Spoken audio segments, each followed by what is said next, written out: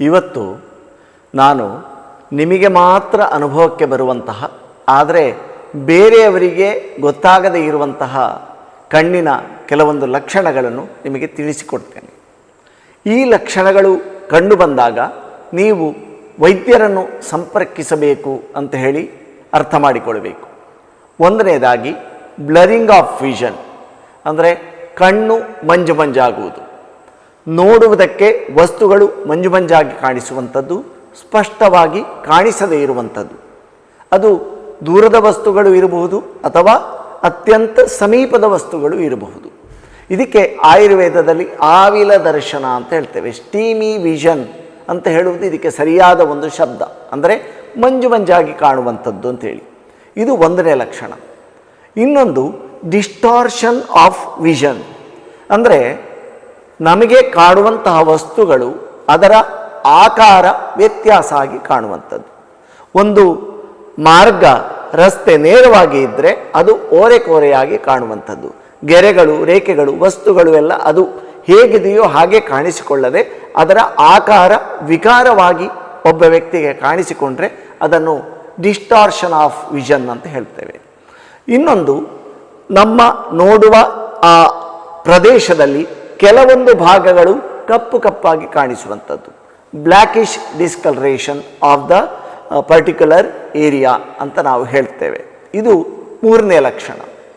ಇನ್ನೊಂದು ವ್ಯಕ್ತಿಗೆ ಕಣ್ಣಿನ ಮುಂಭಾಗದಲ್ಲಿ ಕಪ್ಪು ಚುಕ್ಕೆಗಳು ಅಥವಾ ಸೊಳ್ಳೆ ನೊಣ ಇತ್ಯಾದಿಗಳು ಹರಿದಾಡುವಂತೆ ಭಾಸವಾಗುವಂಥದ್ದು.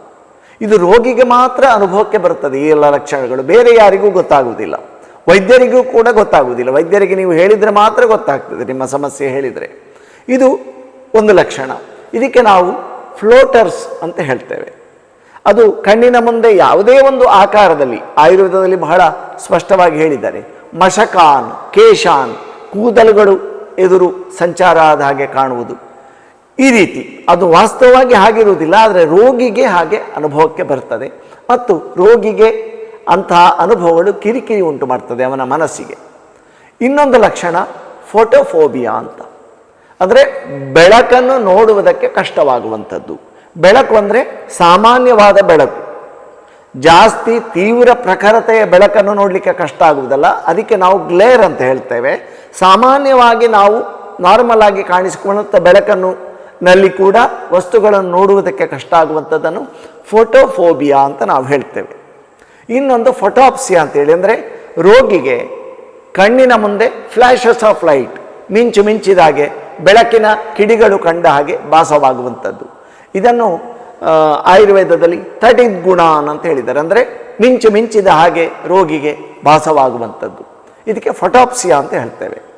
ಇನ್ನೊಂದು ಕಲರ್ಡ್ ಹ್ಯಾಲೋಸ್ ಅಂತ, ಅಂದರೆ ಬಣ್ಣ ಬಣ್ಣ, ನಾವೀಗ ಕಾಮನ ಬಿಲ್ಲುನಲ್ಲಿ ಯಾವ ರೀತಿ ಬೇರೆ ಬೇರೆ ಬಣ್ಣಗಳನ್ನು ಕಾಣ್ತೇವೆ, ಅದೇ ರೀತಿ ಒಬ್ಬ ವ್ಯಕ್ತಿಗೆ ಒಂದು ಬೆಳಕಿನ ಸೋರ್ಸ್, ಬೆಳಕಿನ ಮೂಲ ನೋಡಿದಾಗ, ಒಂದು ಲೈಟನ್ನು ದೀಪವನ್ನು ನೋಡಿದಾಗ ಆ ದೀಪದ ಬೆಳಕಿನ ಸುತ್ತ, ಆ ಬಲ್ಬಿನ ಬೆಳಕಿನ ಸುತ್ತ ಬಣ್ಣ ಬಣ್ಣದ ವರ್ತುಲಗಳು ರಿಂಗ್ ರಿಂಗಾಗಿ ಬೇರೆ ಬೇರೆ ಬಣ್ಣಗಳಲ್ಲಿ ಕಾಣಿಸಿಕೊಳ್ತದೆ. ಇದಕ್ಕೆ ಕಲರ್ಡ್ ಹ್ಯಾಲೋಸ್ ಅಂತ ಹೇಳ್ತೇವೆ.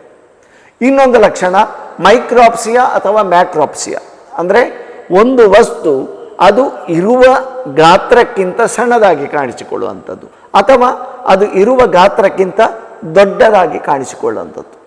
ಈ ಎಲ್ಲ ಲಕ್ಷಣಗಳು ಕೂಡ ವಿಜುವಲ್ ಫಿನಾಮಿನನ್ ಎನ್ನುವ ಒಂದು ಪರಿಭಾಷೆಯಲ್ಲಿ ವೈದ್ಯಕೀಯ ಸಾಹಿತ್ಯದಲ್ಲಿ ವರ್ಣಿಸಿದ್ದಾರೆ. ಅಂದರೆ ಇದು ಕಣ್ಣನ್ನು, ಆ ವ್ಯಕ್ತಿಯ ಕಣ್ಣನ್ನು ಬೇರೆಯವರು ನೋಡುವಾಗ ಅದರಲ್ಲಿ ಯಾವುದೇ ಒಂದು ಬೇರೆ ಲಕ್ಷಣಗಳು ನೋಡುವವನಿಗೆ ಗೊತ್ತಾಗುವುದಿಲ್ಲ. ಈಗ ಕಣ್ಣು ಕೆಂಪಾಗುವಂಥದ್ದು, ಕಣ್ಣು ಊದಿಕೊಂಡಿರುವಂಥದ್ದು, ಇದು ಯಾವುದು ಕಾಣಿಸಿಕೊಳ್ಳುವುದಿಲ್ಲ, ಆದರೆ ರೋಗಿಗೆ ಮಾತ್ರ ಎಲ್ಲ ಲಕ್ಷಣಗಳು ಅನುಭವಕ್ಕೆ ಬರ್ತದೆ.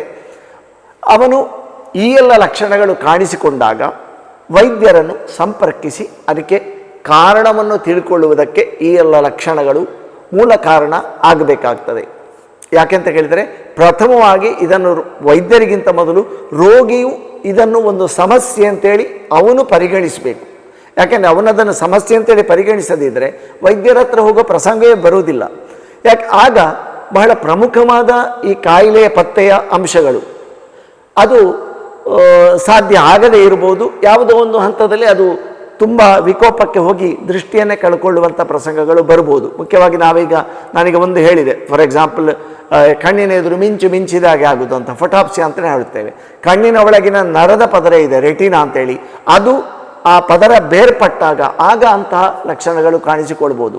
ಅದು ನಿಜವಾಗಿ ತುರ್ತಾಗಿ ವೈದ್ಯಕೀಯ ಸೇವೆ ಅಗತ್ಯ ಇರುವಂಥ ಒಂದು ಸಂದರ್ಭ ಆಗಿರ್ತದೆ.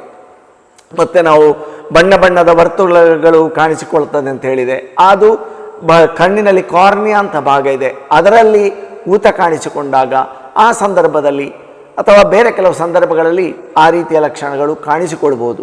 ಹಾಗಾಗಿ ಈ ಎಲ್ಲ ಲಕ್ಷಣಗಳು ಕಾಣಿಸಿಕೊಂಡಾಗ ನೀವು ತುರ್ತಾಗಿ ವೈದ್ಯರನ್ನು ಸಂಪರ್ಕಿಸಿ ಅದಕ್ಕೆ ಸೂಕ್ತವಾದ ಸಲಹೆಗಳನ್ನು ಪಡ್ಕೊಳ್ಳುವುದು ತುಂಬ ಅಗತ್ಯ ಆಗಿರ್ತದೆ. ನಮಸ್ತೆ, ಧನ್ಯವಾದ.